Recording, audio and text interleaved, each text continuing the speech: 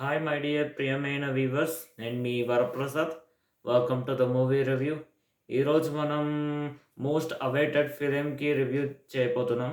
అదే రామ్ చరణ్ అండ్ శంకర్ కాంబినేషన్లో వచ్చిన లేటెస్ట్ ఫిలిం గేమ్ చేంజర్. ఏదో ఓవర్గా చెప్పాను కానీ ఓకే.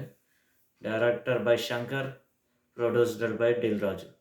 ఇంకా డీటెయిల్స్ పక్కన పెట్టేసి మనం డైరెక్ట్గా రివ్యూ వచ్చేద్దాం.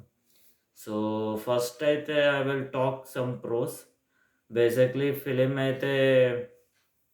ఫిలిం అంతగా స్టోరీ అవుట్‌పుట్ బావుంది. కానీ శంకర్ అంతగా మంచిగా తీయలేకపోయాడు. ఇంకొకటి, ఫిలిం అయితే మొత్తం ఔట్‌డేటెడ్ స్క్రిప్ట్‌తో, ఔట్‌డేటెడ్ డైరెక్షన్‌తో వచ్చిండు సార్ శంకర్. ఇంకా థర్డ్‌దేంటంటే కన్‌ఫ్యూజన్ రామ్ చరణ్‌ది 2 రోల్స్ ఉన్నాయి. ఒకటి అప్పన్న రోల్, ఒకటి రామ్ నందన్. నాకైతే అప్పన్నది క్యారెక్టర్ కొంచెం నచ్చింది. అదే డీసెంట్‌గా చేసిండు రామ్ చరణ్. ఇంకొకటి రామ్ నందన్‌ది నాకంతగా సా ఫిట్ కాలేకపోయింది ఫిలింలో.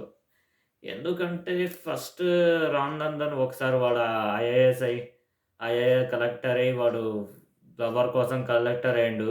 మళ్ళీ పోయి వాడు మినిస్టర్. సడెన్‌గా వాడికి కలెక్టర్ జాబ్ పోయి మళ్ళీ మినిస్టర్ రోల్ వస్తది. సడెన్‌గా వాడికి రాజకీయం నచ్చలేదు. మళ్ళీ మినిస్టర్, మళ్ళీ కలెక్టర్ అయ్యి ఈసీఓకి షిఫ్ట్ అయ్యి వాడిని మొత్తం కన్‌ఫ్యూజన్‌గా ఉంది ఆ క్యారెక్టర్‌ని చూస్తే.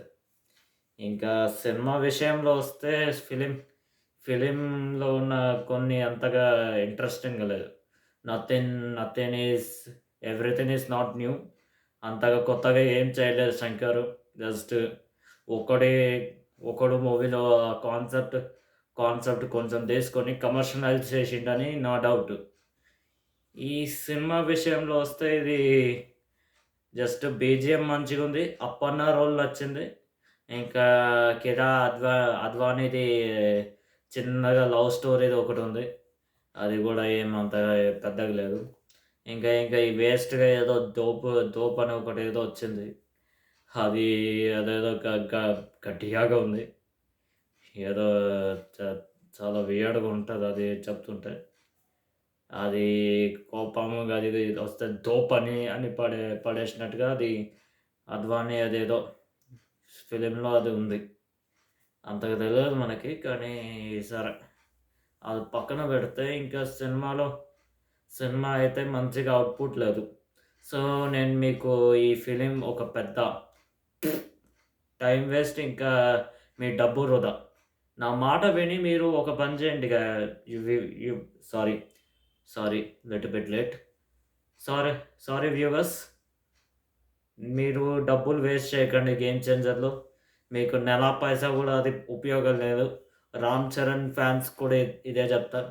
సో, నా మాట విని మీరు గూడా 'డాకు మహారాజ్' ఇంకా 'సంక్రాంతి వస్తున్నాం' సినిమా మీద చూడండి.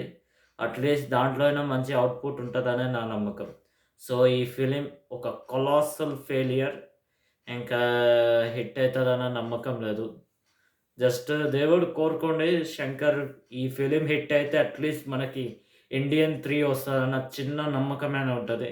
జస్ట్ మీరు కామెంట్స్‌లో వెళ్ళి శంకర్‌కి చెప్పండి ఏఆర్ రెహమాన్‌ని చూజ్ చేసుకోమని. దానికి మించి నేను ఇంకా ఏం హార్డ్‌లీగా ఎక్స్‌పెక్ట్ చేస్తలేను శంకర్‌ని. So, that's it from my side. If you liked this video, hit the like the video and subscribe to my channel so I can also grow a little bit. So thank you guys. Bye.